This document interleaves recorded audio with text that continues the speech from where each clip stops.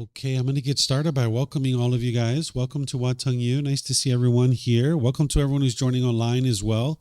Today is our evening meditation. Each Sunday evening, we come together here at 6:30 to be able to guide you guys in a meditation session. And then afterwards, I'll just share a little bit of the teachings of the Buddha with you guys. And then I'll just open up to whatever questions you guys have. It's kind of like a question and answer session that if there's anything you'd like to talk about, like clothing or what you're seeing at the temples, we can talk about anything and everything that you'd like to talk about, whether it's something from your personal life or something you're seeing in other places. We can discuss anything you'd like. So if you'd like to join for meditation, tonight we're going to be doing loving kindness meditation. This is a meditation that actually helps you eliminate anger, hatred, ill will, and all the lesser versions like frustration, agitation, annoyance, even the slightest dislike. Right now, you might have certain people in the world that you like and certain people that you dislike. And in the mind, the people oftentimes think that that dislike is coming from the other person, where in reality, it's coming from your own mind. Your own mind is choosing to do that because the mind has craving, desire, attachment, where it craves for everybody to be a certain way. It's craving permanence. And if the mind gets what it wants, it likes these people or it's happy about that. But if the mind doesn't get what it wants and people don't do things your way, the mind will oftentimes dislike those people. So the Buddha's teachings are guiding you to be able to transform your mind, where you can get to a point where you have love and kindness for everybody in the world, including yourself. Because oftentimes in the unenlightened state, the mind will have a certain amount of inner self-talk or degrading dialogue where you're diminishing and degrading yourself. So you aren't interested in continuing to carry that around, because as long as you carry that around, it's constantly knocking you down, where you would like to be able to be bright and cheerful and uplifted. That's what enlightenment is, where the mind's been trained to the point where you're completely peaceful, calm, serene, and content with joy.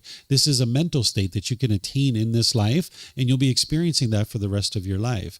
The Buddha figured out how to uproot the causes and conditions that are producing the bitterness, harshness, and hostility in the mind. So there's various teachings and various practices that he shared in order to be able to help you train your mind, and loving kindness meditation is one of those. So I'm going to be doing that with you and guiding you in a meditation session. And then afterwards, we can have a bit of a chat and talk about whatever it is you guys would like to talk about. So the way that I start with this meditation is with some chanting to ease into the meditation. If you guys would like to chant along, you're more than welcome to. We have chanting sheets over there on the cabinet. You're welcome to help yourself and chant along. During the lifetime of the Buddha, he used chanting as a way to help his students commit the teachings to memory. Every 2 weeks, his students would come together and they would recite his teachings orally. So it was a learning tool, it was a learning device. It wasn't a rite, ritual, ceremony, worship, or prayer, anything like that. If you see any of those kinds of things associated with the teachings of the Buddha, those aren't the actual teachings of the Buddha. He never taught any rites, rituals, ceremonies, worship, or prayer. So these chants that we do today, it's to help ease the mind into meditation and get more benefit out of the meditation itself. So you're welcome to chant along if you'd like to, and you'll see that it actually helps you to get more benefit out of the meditation. In terms of the chants, if you read them, it'll have the English translations on there so you can see what you're actually chanting. And if you read those English translations, you're going to see a lot of appreciation, gratitude, and respect for the Buddha.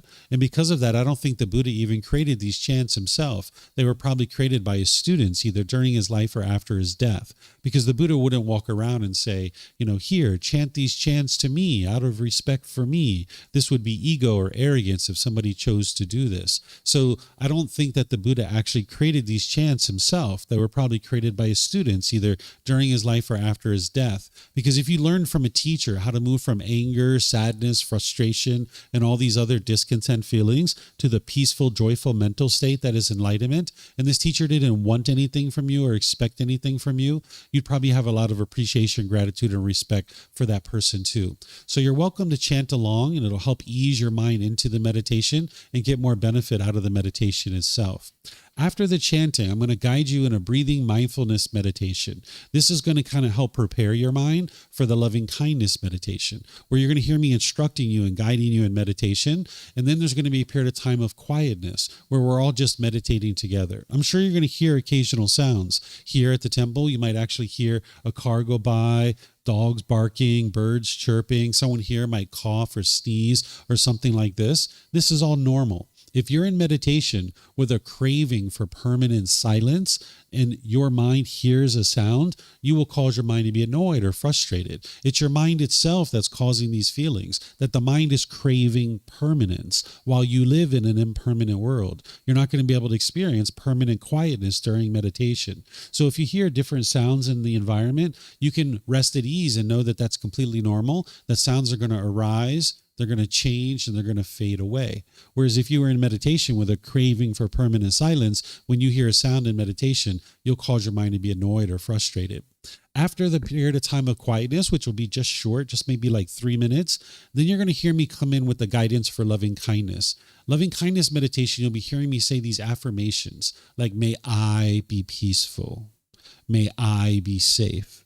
May I be well. And may I be free of all discontentedness. This is a phrase that you repeat in your mind. And you do this on the out breath. This is helping you to essentially rewire your mind to have more loving and kind thoughts towards yourself, where you have this genuine interest in seeing all beings be well. We're going to go through different rings until we get to all beings. You're going to hear me say things like, may mom and dad be peaceful and safe and well and free of discontentedness. And each time you hear that phrase, whenever you get to your next out breath, you just repeat that in your mind. This meditation isn't to change mom and dad.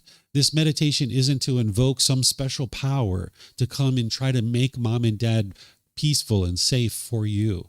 This is actually to change your mind, to rewire your mind. Oftentimes when you have relationships that aren't going well, people think the way to solve this is to change the other person. But that's not going to lead to your peace and to your joy, because there's 8 billion people in the world. You can't change 8 billion people. It's not possible. You'll have challenges enough to just change your own mind. So what this meditation is for is to rewire your mind so that when you're around mom and dad, you can be more loving and kind. And that's what's going to transform your relationships as you're being more loving and kind in these relationships. So you hear me say all these affirmations. Then we're going to get to a point where we'll go back to breathing mindfulness meditation, and then we'll go out of that with the chanting. The way that I think about this is like a loving kindness sandwich, that in the middle you've got loving kindness, and then the lettuce and tomato is like the breathing mindfulness meditation, and then the bread holding it all together, that's the chanting. So that's the kind of process that we'll go through. And then afterwards, like I mentioned, I'll just share a little bit with you guys about the teachings of the Buddha, but mainly just open up to questions about whatever it is that you guys would like to ask about. So if you'd like to join for meditation, you can make yourself comfortable, whatever position you like. With loving kindness, we usually are in the seated position or the lying position, or sometimes people use the standing position. If you're on the floor, you might decide to have some cushions under your rear. This will kind of help soften your seat. And if you're going to bring your legs together in the cross-leg position, you might just do that lightly. This will help ensure that you don't experience pain in the lower body. Some people like to put their legs off the mat. This gets your hips up in the air and lessens the angle at the hips, the knees, and the ankles, again, allowing the circulation to flow. The Buddha put his right hand over his left with his thumbs together, and he put this into his lap. If this is comfortable for you, you could use it, but it's not about everyone doing it exactly the same way, because that would be permanence, where the world is impermanent. So there's other options here. Some people like to put their palms on their thighs or their knees. Some people put their palms up. Some people rest their hands comfortably in their lap. So you can put your hands and arms wherever you like. And the same thing's true for anyone in a chair, or maybe if you're at home, you're on a bench or a sofa or in a wheelchair. You can sit however you like too. You can put your feet flat on the floor or lightly cross at the ankles. You can see me sitting here in a chair with my legs crossed, so that's an option for you as well. And then you can put your hands and arms wherever you like. It's helpful if the body is erect, with the sternum up and the shoulders back. This helps keeps the mind attentive and alert during the meditation, so you can actively train the mind. This is a dedicated, active, purposeful training session where you're eliminating certain unwholesome qualities and you're cultivating certain wholesome qualities. So you like the mind to be attentive and alert during the meditation. Whereas if you were kind of slouched, the mind would be kind of sluggish or dull. But if you're real rigid with the upper body, your mind could be overactive or uptight. So not only does having the sternum up and shoulders back keep the mind attentive and alert, but it also makes it easy for you to breathe in through the nose and out through the nose. So again, I'm going to chant in order to ease into the meditation. You guys are welcome to join in. Keep in mind, this isn't a prayer or worship or anything like that. It's just to help ease the mind into meditation and get more benefit out of the meditation itself.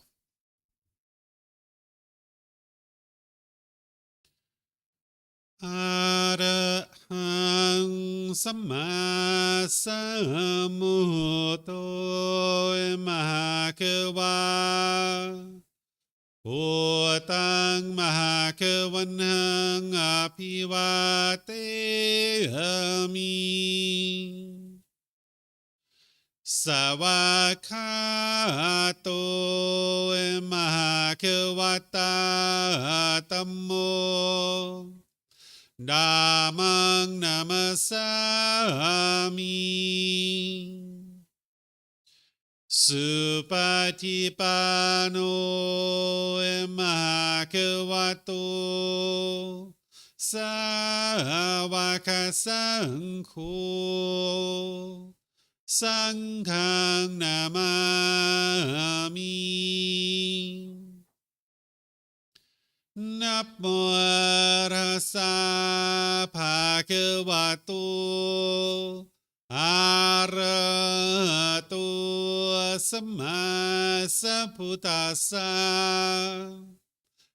นะโมตัสสะภะคะวะโตอะระหะโตสัมมาสัมพุทธัสสะ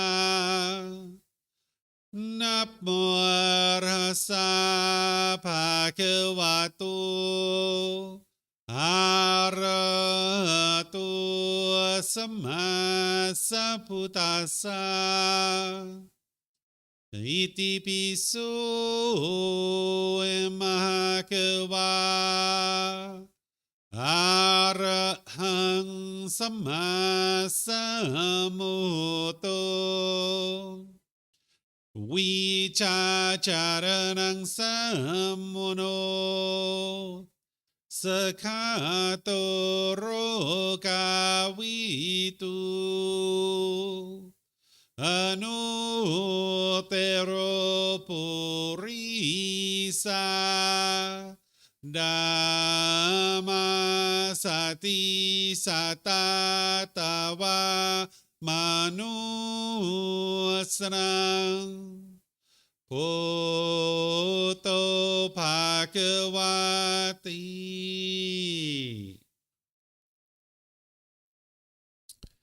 Okay, with the lower body and hands and arms comfortable, and the upper body erect, just close the eyes and start breathing in through the nose and out through the nose. Here you're just looking to establish the breath, a nice, natural, steady, consistent breath.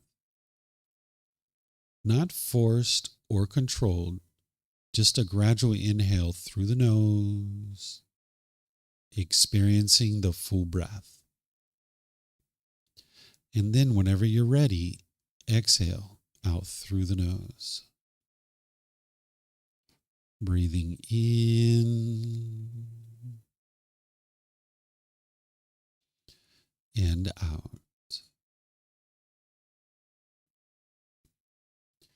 Breathing in and out.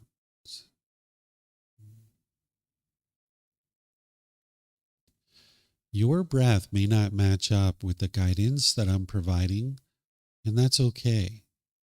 This is your practice. I'm just here for guidance.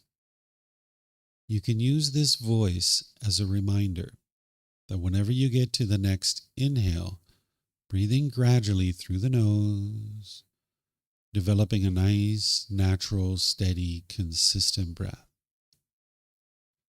And then whenever you're ready, exhale out through the nose, experiencing the full breath.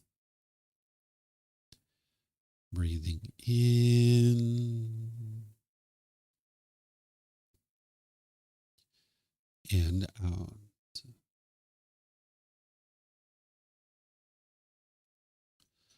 Breathing in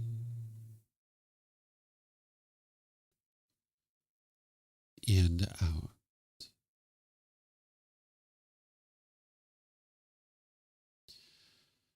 With the breath well established, Start fixating the mind on the breath, either the sound of the breath coming into the nose or the sensation of air moving over the skin into the nose. The breath is the present moment. Fixate the mind on the breath, the present moment.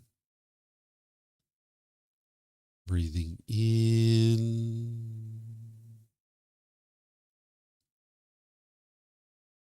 and out.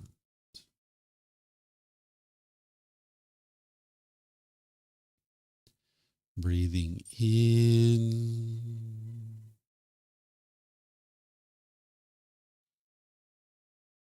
and out.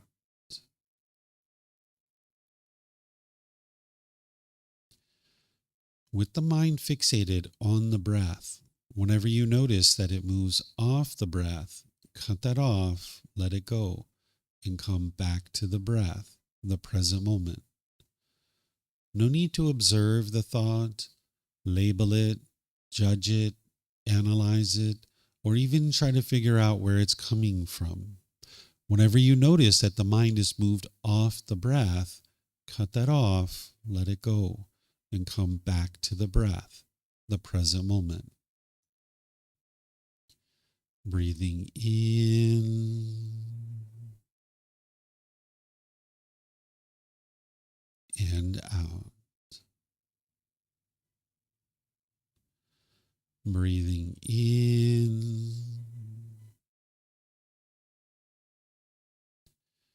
and out.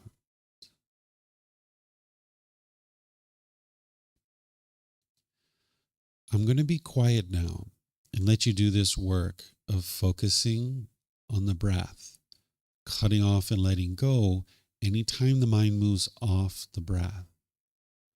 Then I'll be back with more guidance on loving kindness meditation. You have nowhere to go. There's nothing to do. No one needs you right now. This is your time to focus on the breath. Breathing in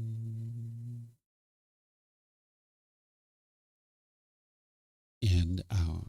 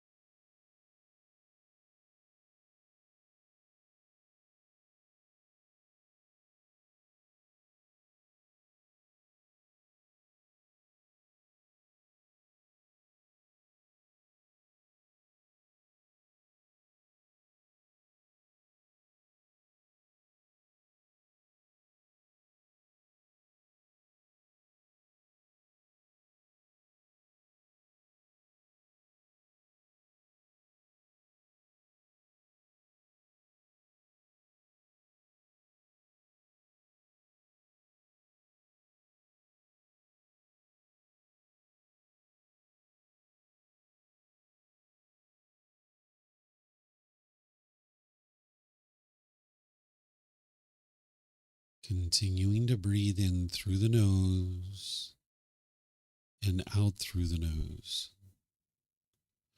Repeat these phrases in the mind on the out breath.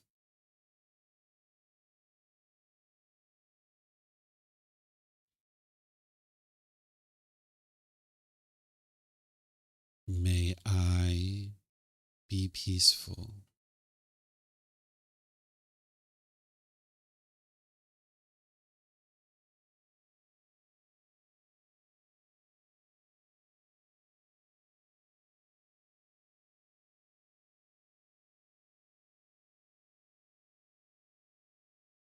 May I be safe.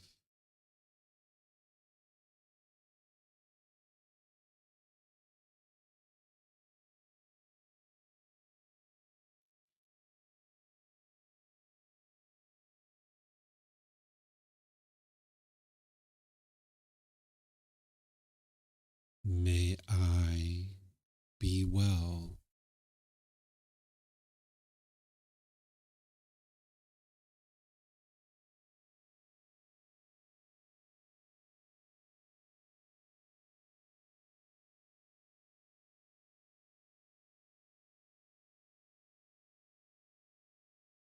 May I be free of all discontentedness in the suffering that it causes.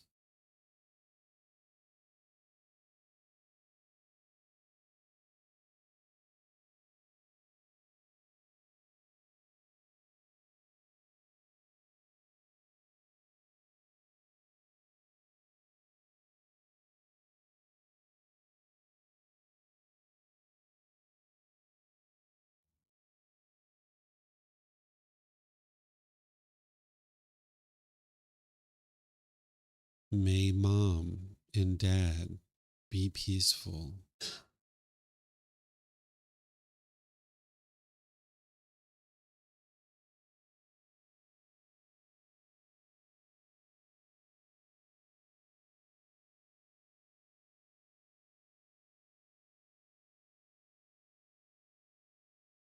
May they be safe.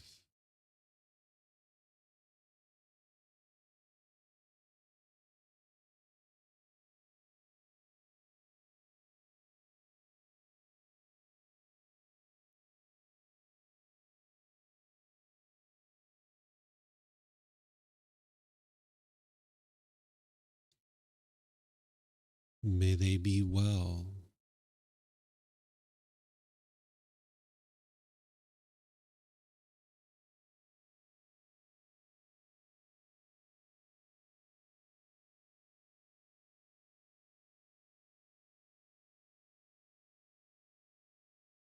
May they be free of all discontentedness in the suffering that it causes.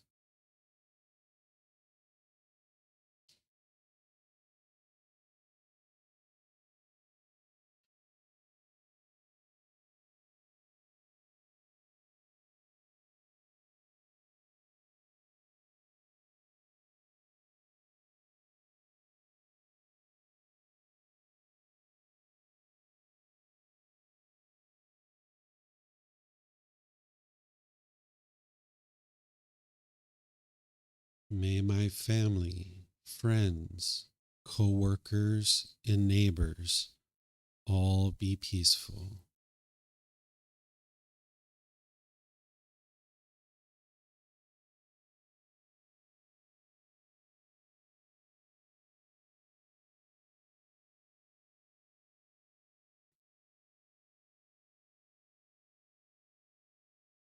May they be safe.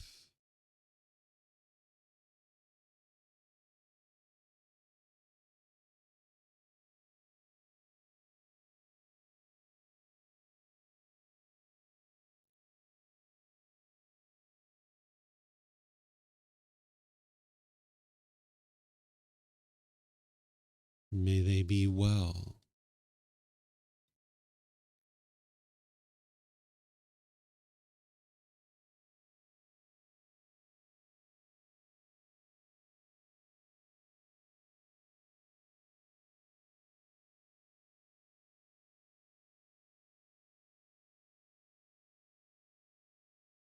May they be free of all discontentedness and the suffering that it causes.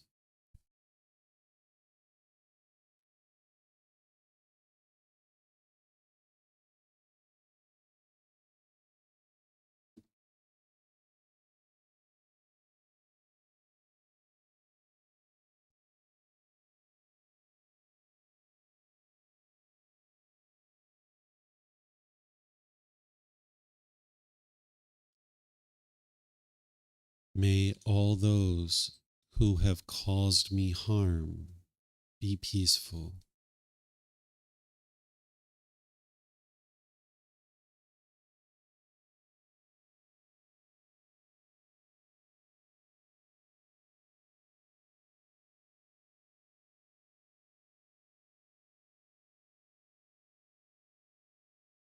May they be safe.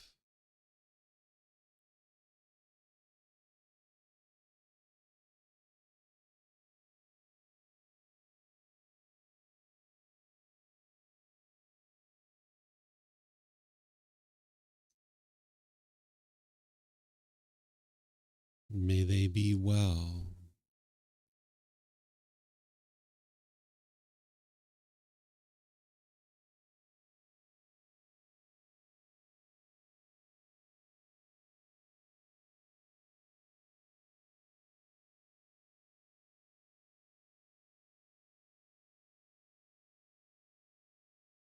May they be free of all discontentedness and the suffering that it causes.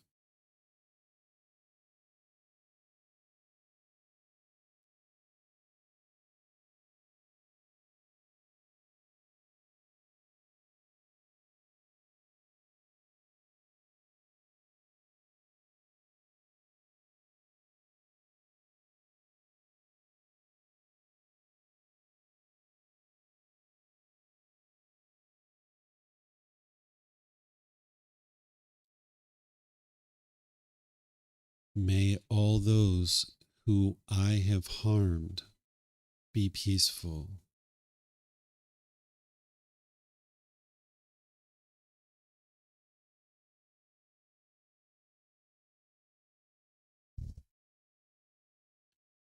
May they be safe.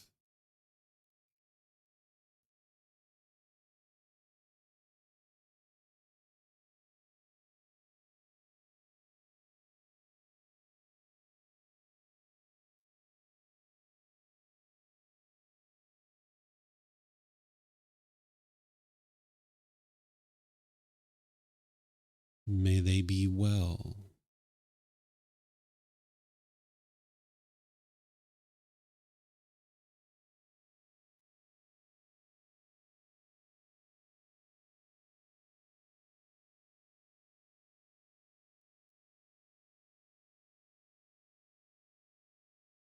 May they be free of discontentedness and the suffering that it causes.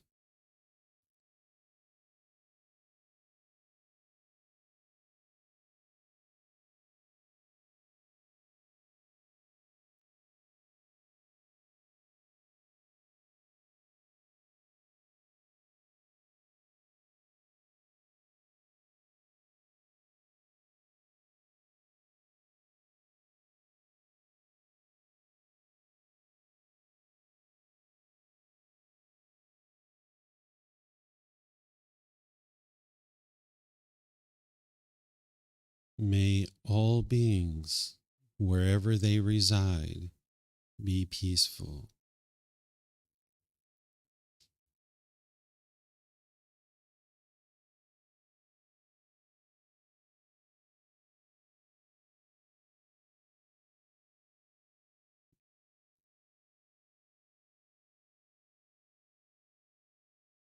May all beings be safe.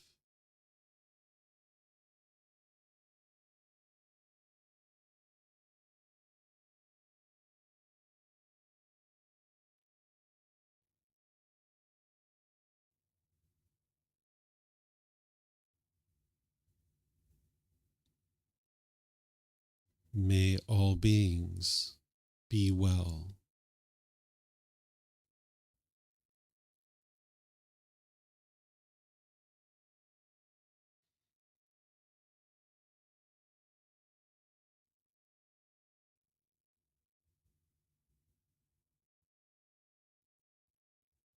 May all beings be free of discontentedness and the suffering that it causes.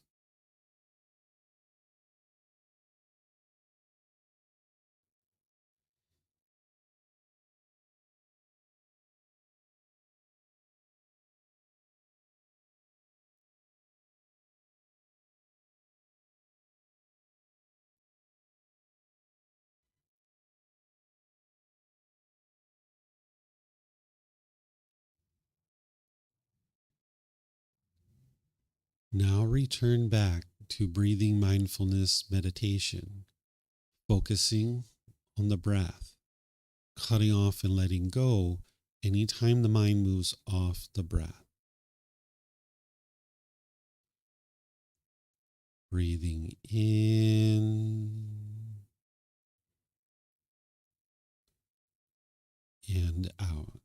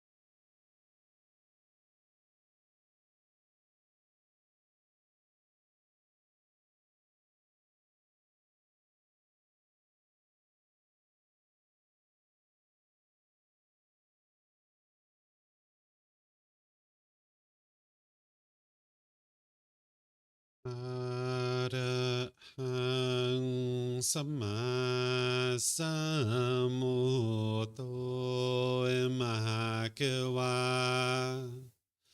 Bhutang Mahakavanhang Abhivateyami Savakato Mahakavata Tammo Dhammang Namasami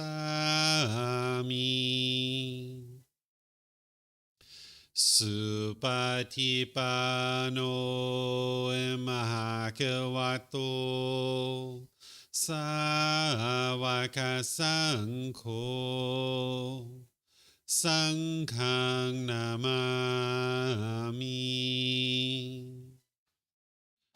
Namo Rasa Bhagavato Arahato Sama Sambuddhassa Namo Rasa Bhagavato Arahato Sama Sambuddhassa Namo Tassa Bhagavato Arahato Sama Sambuddhassa Iti piso Mahakava Arahang Sama Sambuddho Vichacharanang Sammono Sakato Rokavitu Anutero Purisa Dhamma Sati Satatawa Manusrang Poto Bhagavati. Okay, if you guys would like to slowly make your way out of meditation. Once again, welcome to all of you guys. Good evening. Nice to see everyone here. Welcome to everyone online who's joining as well. This is our Sunday evening meditation where we just come together, do some meditation with you guys, share a little bit of the teachings of the Buddha, and then just allow you guys to ask any and all questions that you like. So I'm going to pause at a certain point and I'm just going to open up for questions. If you guys would like to ask questions, we have microphones there in the middle of the room. They're in the white bowl. If you could get a microphone and bring it to your seat, if you press the gray button, you're going to see lights come on, and then you can just hold it up to your chin and we'll be able to hear you here at the temple, and they'll be able to hear you online as well. If you speak here without a microphone, they won't be able to hear you online. And then if you like to keep these microphones with you, that's fine, because you might have more than one question, or someone around you might have a question, and you can just share the microphone. And then if you're not using it, if you could turn it off, that'll be helpful so we don't get feedback through the speakers. And then for anybody online, you can ask questions by putting that into Facebook, YouTube, or Zoom in the comment section. Or in Zoom, you can electronically raise your hand, unmute your microphone, and ask any and all questions that you like. So this meditation is called loving kindness meditation. This is a meditation that's going to essentially help you to rewire your mind to be more loving and kind, because oftentimes in the unenlightened state, there's a certain amount of bitterness, harshness, and hostility in the mind. And as long as you put that out in your relationships, it's just damaging your relationships. Oftentimes people think that this is caused by other people, and you might think that you're justified in treating people in that way. But it's actually coming from your own mind. It's your mind craving permanence, wanting things and expecting things to be happening in the world in a certain way. And if they happen that way, you're happy, you're excited. But if they don't happen the way that you want them to happen, then your mind gets angry and frustrated. So essentially, like if you look outside and you get really happy when it's sunny outside, well, that means when it rains, you're going to get sad or frustrated. Or if you get really happy when your bank account balance is up here, that means when it goes down here, you'll be angry or frustrated. Or if you get a brand new car and you park it at a store and you go inside and you come out and you see a scratch on your car, you might get angry or frustrated in that situation. The only thing that's happening here is change. That's all that's happening, is the world around you is constantly changing. It is impermanent, but the mind in the unenlightened state craves permanence. It wants things to be permanent. So that's why when it goes from sun to rain, the mind experiences anger, frustration, or irritation. Or when your bank account goes from here to here, all that's happened is change. That's all that's happened. But oftentimes people blame the feelings that they experience on other people. But you can independently verify this for yourself and see that it's your own mind that's causing these feelings. Because as long as you blame other people for the feelings that you experience, you'll never actually be able to solve this. By the time you get to enlightenment, your mind's completely peaceful, calm, serene, and content with joy. You won't experience any anger, sadness, frustration, irritation, annoyance, guilt, shame, fear, stress, anxiety, loneliness, boredom, shyness, resentment, jealousy. All of this can be eliminated from the mind through training the mind. But you need to understand what's causing it in order to be able to eliminate it. So I invite you to take a look at your own life to be able to see what's causing these feelings. Don't believe what I'm saying, because the teachings of the Buddha don't have any belief in them whatsoever. You need to independently verify what it is that you're learning so that you can cultivate wisdom. Look at a recent situation where you've been angry or sad or frustrated or some other discontent feeling. Could have been this morning or yesterday or last week. Now, at that time, you might have been trying to blame other people because that's what the unenlightened mind does. But now look at it with these fresh eyes. What was it that your mind was longing, yearning for? What were you craving? What were you wanting? What were you expecting? And if you would have gotten it, you would have been happy. But because the mind didn't get what it wanted or expected, your mind experienced anger, sadness, or frustration. There was something that your mind was craving. So what I'm teaching you is that it's your own mind that's causing these feelings. But I'm sure that you might firmly believe that it's other people that are causing these feelings. I've had plenty of students that need help over the years to be able to see that it's their own mind causing these feelings. So if you need that help when we get to the question period, let me know. I've had students ask all kinds of questions before. One time I had a student that was studying with me for a few months, and they contacted me. They said, David, I really need to talk to you. I said, okay, what would you like to talk about? They said, I know that you teach that it's other people that are causing us to experience these feelings. I'm sorry, that it's our own mind that's causing these feelings, but I'm sure it's other people. And I was like, really? What's going on? They're like, it's got to be my wife that's causing these feelings. And I was like, okay, well, what happened? They said, well, I went to work the other day and my house looked beautiful. And when I came home, my wife had this craft project all over the house, and I get angry and frustrated. I wasn't even there. How did I cause my mind to be frustrated or irritated or annoyed when I wasn't even there? She's the one who messed up the house. Didn't she cause me to be angry? And I said, no. All you experienced is impermanence, that your mind had a craving for permanence. You wanted and expected your house to look exactly the same way when you came home from work as it did when you went to work. And this is not possible. Your mind's craving permanence. So you can see this in your own life. If you look at your own life, you can see this. If you showed up to an airport and you were angry that your flight was delayed or canceled, this is your mind craving permanence. Your mind wants every single airplane to take off on time, especially the ones you're on, right? So if you're like really excited to go to Thailand and you show up to the airport and your flight's delayed, you'll be frustrated or angry. And you might think it's the airline company that's causing it. But if you travel enough, you're going to meet with a delay. It's only a matter of time. There's going to be a maintenance issue with the plane, a crew issue. There's going to be a weather issue. Something's going to happen because of impermanence. Every single plane can't take off on time. It's impossible. So you need to be able to see this for yourself. You're not a bad person. You haven't done anything wrong. It's just what the unenlightened mind does because it lacks wisdom and it lacks training to be able to see true reality.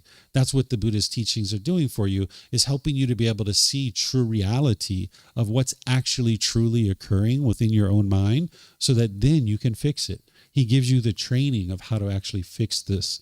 And loving kindness meditation is part of that. But there's a lot of other training that you would need as well. You would need to be able to understand his individual teachings. And here at the temple, we provide you all of this at no cost. Whether it's books, videos, podcasts, classes, courses, retreats, personal guidance, any of this stuff, you can actually access at no cost so that way you can learn and grow and develop an understanding how to actually transform your mind to get to this enlightened mental state. Because not only will you experience that peace, calmness, serenity, contentedness, and joy, and you will have eliminated the causes and conditions that are producing things like anger, sadness, frustration, and others, but you'll see your mind is focused. You'll have concentration, clarity, and deep memory because you've uprooted the causes and conditions that are causing difficulties and struggles in the mind, that your mind will be performing optimally. you'll see that your personal and professional relationships are really blossoming. They're at ease, because in the unenlightened state, you'll have a certain amount of bitterness and hostility. And as long as you're putting that out, it's going to keep coming back to you. You can look in the relationships where you're bitter and harsh and hostile. You can see that all comes back to you. Those people treat you in a similar way. So as long as you put that out, it's just going to keep coming back to you over and over and over again. So if you see that it's your own mind that's causing these feelings, then you can start learning how to be loving and kind and warm and gentle in your day-to-day relationships. You can get to the point where you don't even experience a bad mood any longer. So this loving kindness meditation is essentially rewiring your mind to be loving and kind. But you wouldn't be able to meditate your way to being loving and kind. You're going to need to meditate, yes, that's like filling up your gas tank. But then where the real transformation is occurring is going out into the world and being loving and kind in your day-to-day interactions, through your intentions, your speech, and your actions. That's the challenging part for you. But the Buddha has an entire path that he's going to help you to be able to see how to accomplish that. And I'm going to be teaching it tomorrow here at the temple at 9 a.m. If you'd like to come, you're more than welcome. We have a whole course next week. It's called Harmony in Relationships from 9 a.m. to 3 p.m. You can come for any bits and pieces of that course that you like, or the entire course. It's really up to you, where I'll be teaching you starting tomorrow morning the core central teaching of the Buddha, where I'm going to walk you through what's called the Eightfold Path. This is the path to enlightenment. This is the training that you need in order to be able to gradually make your way to the enlightened mental state. So that's something that I'll be sharing here tomorrow. And you're welcome to just come if you like, because I'll be starting right at 9 o'clock. And then we'll be doing meditation and all kinds of other things as well, because it's no fun walking around with stress and anxiety and frustration and all these other feelings. All that is your mind is struggling to live in a world that it doesn't understand. If you've ever looked at the news, or you've ever heard, stories from your brothers and sisters and your mom and dad, and you're just like, I don't understand why they keep doing that. I just don't understand. That's the mind living in a world that you don't understand, right? And you'll struggle and you'll have difficulties in that world. So the Buddha is teaching you these natural laws of how the world truly works, so you can see that for yourself, and then you can navigate the world peacefully. When we lack wisdom, like we lacked wisdom of the natural law of gravity, we struggled and we had difficulties. That's why we fell down and bumped our elbows and hurt our head and broke our toys and all these other kinds of things. But slowly but surely, we gained wisdom of that natural law. And now we make wiser decisions. We tie our shoes. We look at the surface of the sidewalk. We stopped being so giddy and bouncing around like a kid all the time. We never believed in the natural law of gravity. We could see it for ourselves, right? We're not believing in these natural laws. The Buddha's not teaching you to believe anything. He's teaching you how to independently verify that it's true.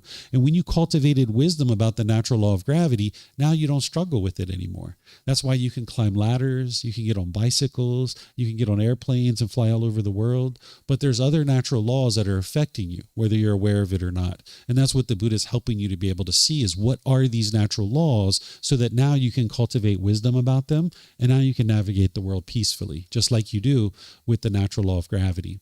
Growing up as children, we learned how to clean this body, and we realized over time that it was really beneficial for us to do so. But you may not have learned how to address the other part of this being who you are. There's a mind. You're not just a body. There's a mind there also. And if you haven't learned how to clean the mind and you're walking around like that, of course you're going to feel stress and anxiety and guilt and shame and fear and these other feelings. It's just like if you didn't clean the body for multiple days, multiple weeks, multiple months, you'd be pretty uncomfortable walking around. Well, the same thing's true about the mind. If you're not cleaning up the mind and training the mind, it's going to be pretty uncomfortable to walk around like that. So that's why the Buddhist teachings are helping you to be able to learn how to do that. So you're in a place now that understands how to do that here in Thailand. So even though you didn't learn this growing up, you can actually choose as an adult now to be able to learn on your own if you'd like. So I'm just going to stop here and see if you guys have any questions about anything you're seeing in the temples, or the meditation that we just did, or anything you've seen in other places, any kind of personal challenges you'd like to talk about. We can talk about anything and anything that you'd like to talk about. So again, we have the microphones here. And then for those of you online, you can put that into Facebook, YouTube, or Zoom. Any questions here? Anything online you'd like to ask?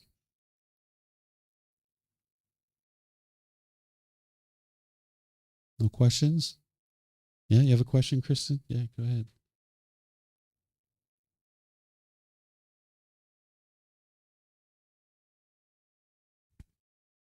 Thank you, teacher.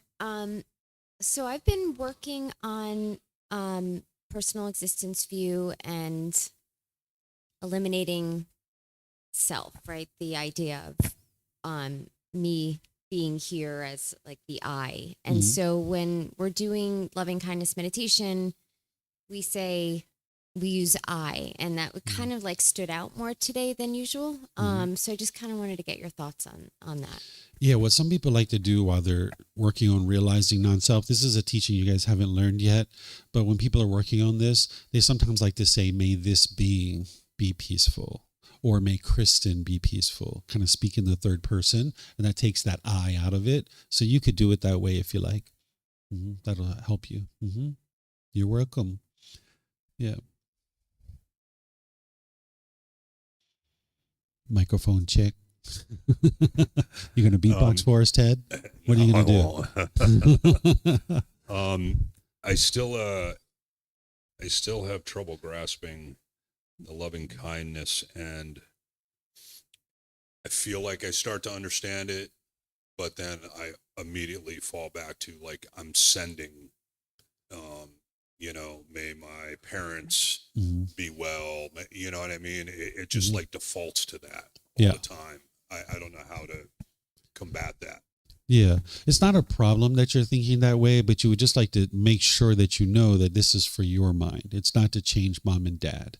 Sometimes what people have been taught is, don't respect others until they respect you.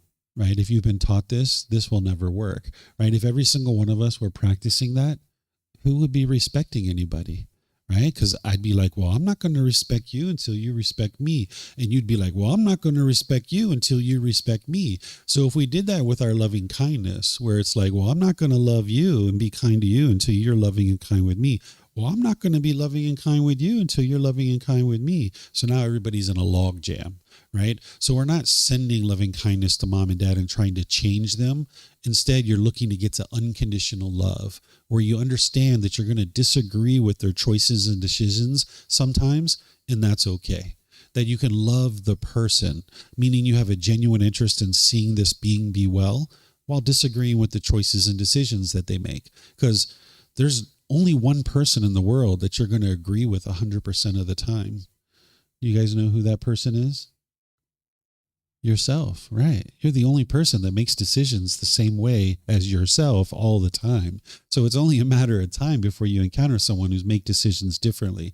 So this is helping you to get to that unconditional love where you love them as they are. So if you're thinking about sending loving kindness to mom and dad, it's not going to harm you. You just would like to be sure you understand that it's for your own mind, so that way when you're around mom and dad, you can be more loving and kind. And that's what is going to help transform your relationships. Because oftentimes we think that we need to change other people. That's what the unenlightened mind thinks. Hey, I'm perfect. Everyone else is the problem, right? That's the ego telling you that. Not that your ego necessarily tells you that, I don't know, but that's usually what the unenlightened mind's doing. The unenlightened mind thinks everyone else is the problem. So you need to be able to see the truth about this is that, yes, they might be making unwise decisions. They very well could be making unwise decisions, but that's not what's causing the mind the anger and frustration. It's the craving for permanence and everybody to make decisions exactly the same way. Even 10 enlightened beings looking at the same problem and the same challenge, they would make decisions differently, potentially.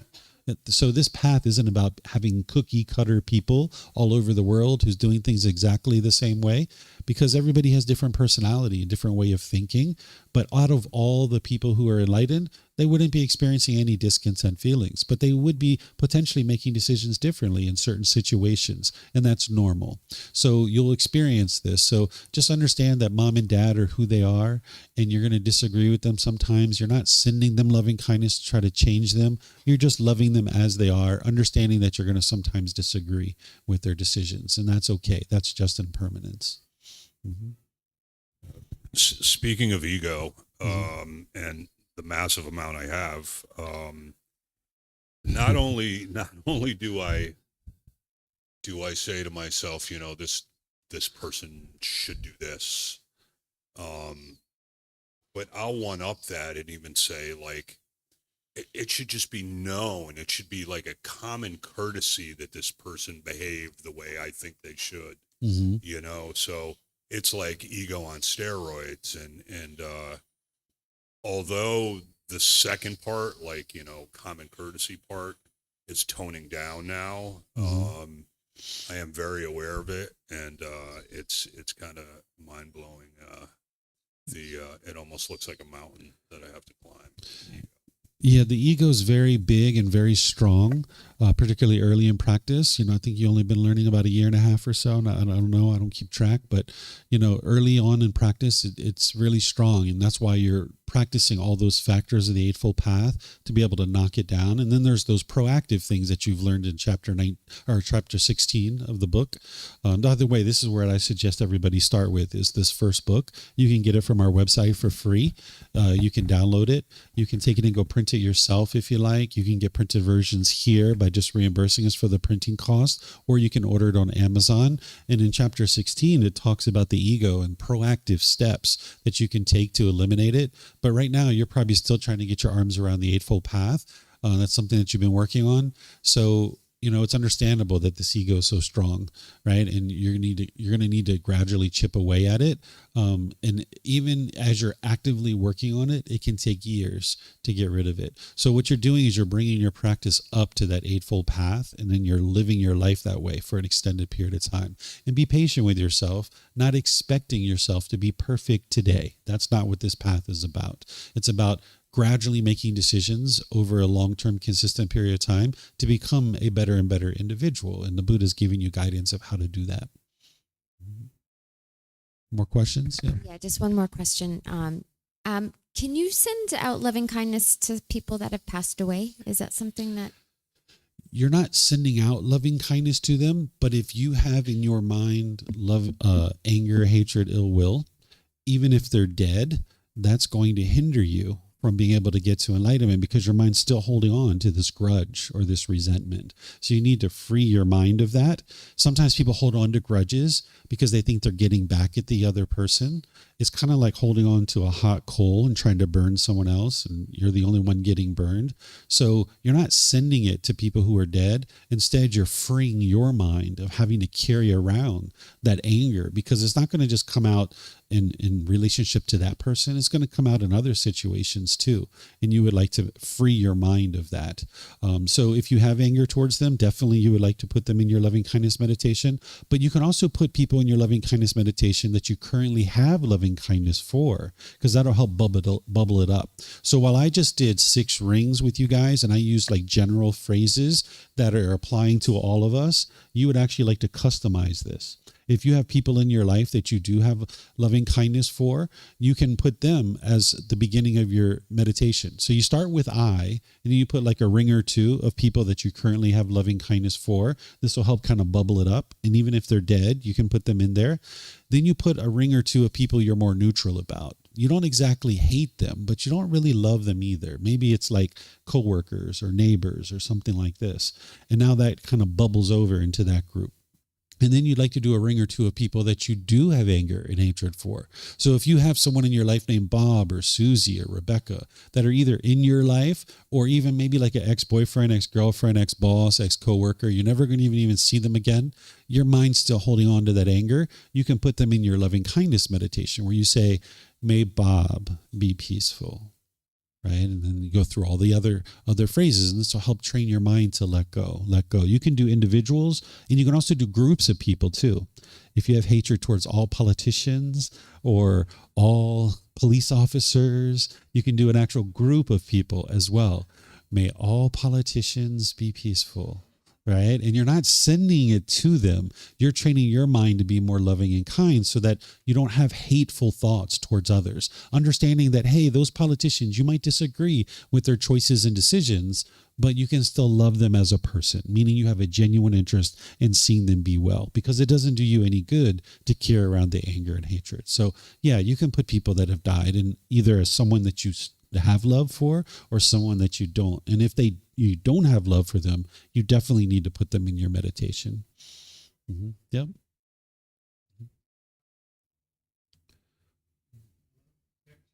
It just takes a second to turn on. They're Buddhist microphones. You got to Okay. be patient with them. This is not necessarily a question.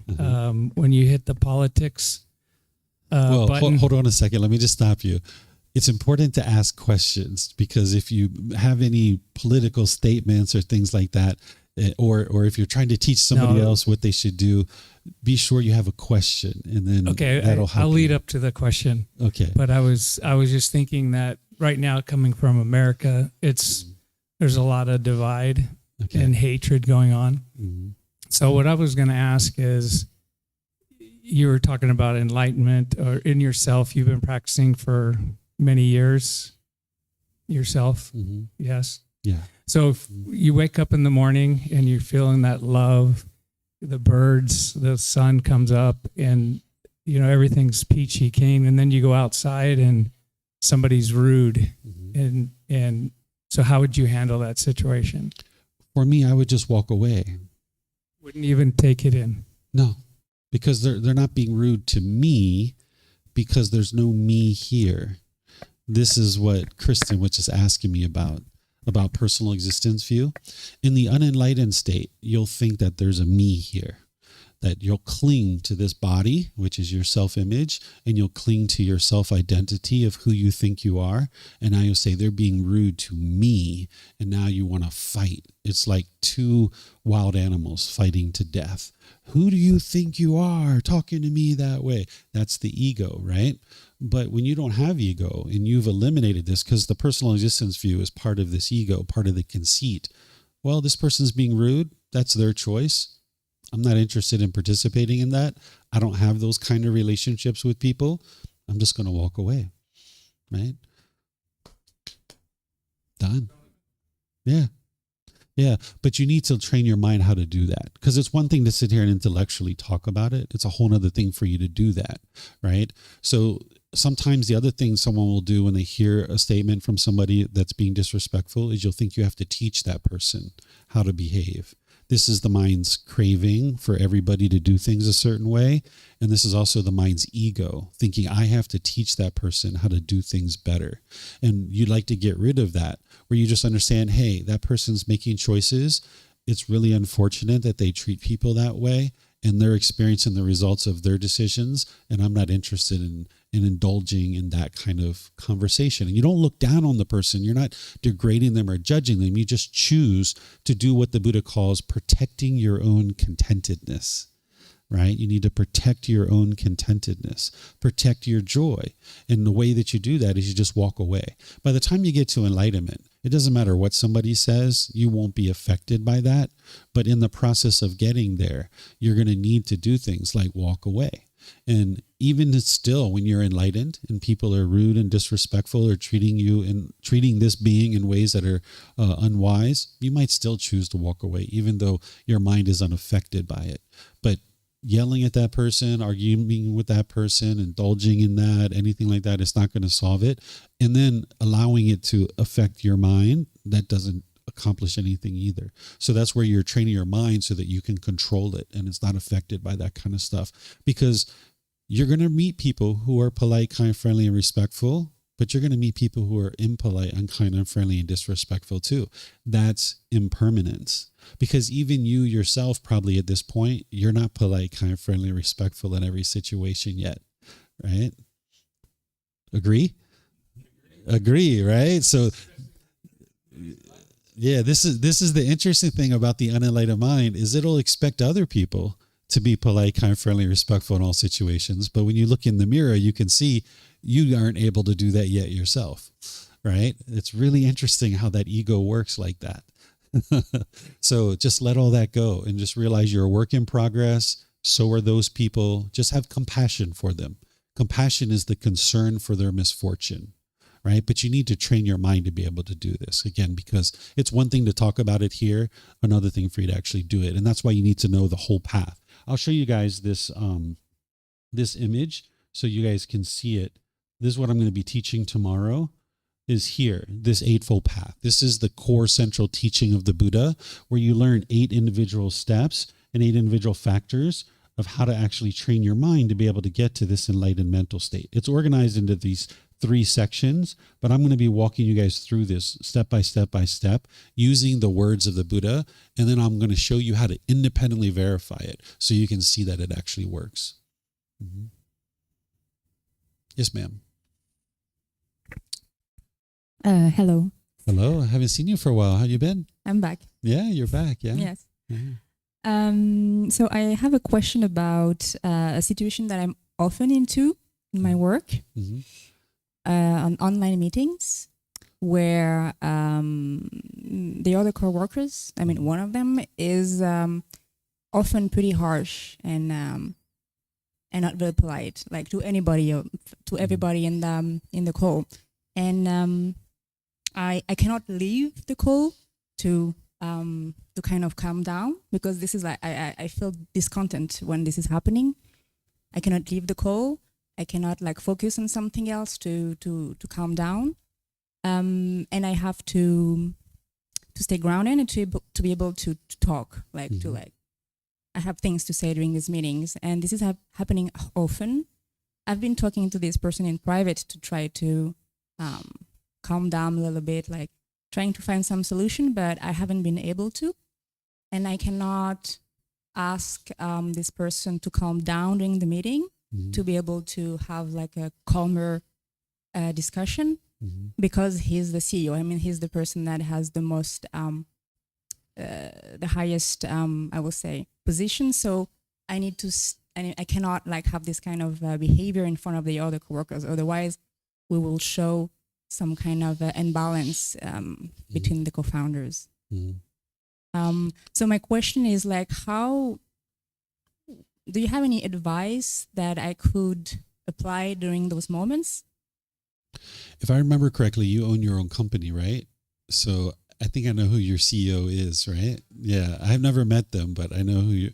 Okay, so normally what I would say is you might think about getting a different job, right? But I know the CEO is someone who's significant in your life, right? As a, can we just say, without saying the name, can we say who it is? Yes, of course. It's your life partner, right? Yes, it is my life partner. Okay. So as a life partner, what we do is we are there to support each other and encourage each other in life. And there's things that we can do to be able to help each other, where you might not do it in the business meeting, but outside the business meeting, when you guys are together, it would be wise for you to talk to this person and help him to be able to see some things that he's not seeing himself. And you know him better than probably anybody in the world.